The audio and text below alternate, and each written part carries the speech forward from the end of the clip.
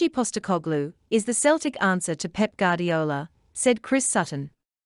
Ange Postecoglou is the Celtic answer to Pep Guardiola, as he rips up the perception of Scottish football, says Chris Sutton. We're used to seeing our teams going abroad and trying to shut up shop and hoping to hang on for results in Europe. The poor interpreter copped it after the final whistle, but you don't need to be fluent in 5 languages to know the real source of Ange Postecoglou's frustration. The Celtic manager was fizzing that his side's superb performance against Shakhtar Donetsk in Poland didn't result in 3 points in the bag. And that sense of bubbling ire under the surface is what sums things up for Celtic and Postecoglou right now. They are bitterly disappointed at just getting a point on the road in the Champions League. For me, that just shows how far they have come. It's incredible the improvement in Europe from last season. If Celtic had secured a draw after being backs to the wall for 90 minutes, then we would have hailed it as a battling result. Instead, there is a huge feeling this was a missed opportunity to collect maximum points. Listen, it might bite them on the backside later in the group when everything is tallied up. But in the meantime, it doesn't take away from the fact this was a very impressive performance against a more than decent side. In fact, I can't think of many better away displays in the Champions League, going all the way back to my playing days. A lot is made out of Celtic's form on their travels. We all know they have only won twice at this level. But they haven't achieved many draws either, and they certainly haven't drawn games like they did the other night. Celtic dominated the entire match, apart from the 10-minute spell after Shakhtar's goal. The opening half-an-hour onslaught was what we have come to expect from this Celtic team. But it was the display after the break that impressed me most. Postecoglou will have had a word with them at the interval to get back to doing what they do best, controlling the game, pressing hard, and attacking with pace. The changes kept up the momentum after some started to flag, and by the end it was Shakhtar who were hanging on and celebrating a point.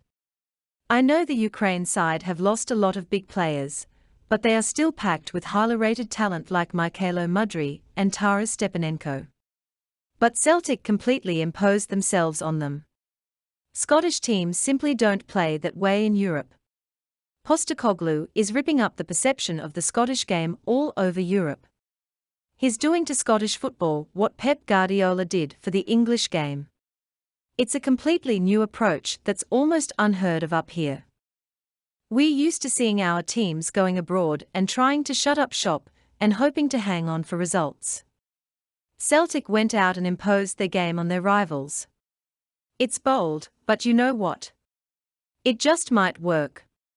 We've already seen enough to suggest Celtic can compete at this level. If you can create that many chances against Madrid and Shakhtar, then you can carve out opportunities against anyone. Celtic have 2 games with RB Leipzig now that will be absolutely crucial to their future in this group, but they should show no fear. We know they won't.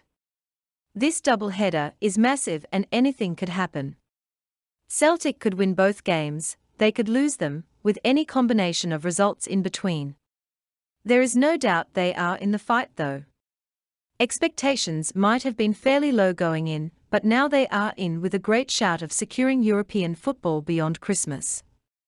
Most fans would have accepted the Europa League after finishing 3rd in the group, but now anything is possible.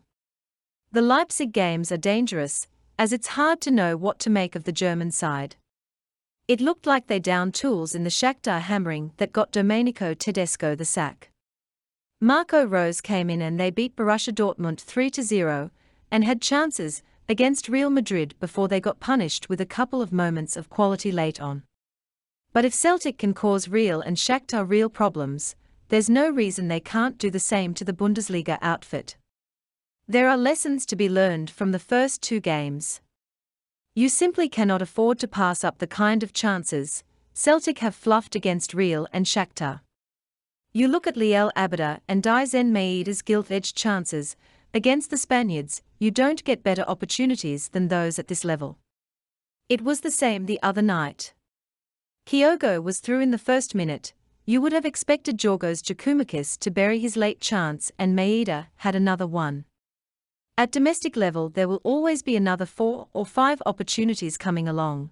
But in the Champions League you might not get another sniff, and there's every chance your rival will punish you by taking theirs when they inevitably come along. But these are the fine margins at the top level. Celtic has shown they can cut it, and with a bit more cutting edge UEFA's interpreters will be able to relax. Sitting back and shipping in goals isn't for everyone. And on that note, have a great day, Celtic fans all around the world.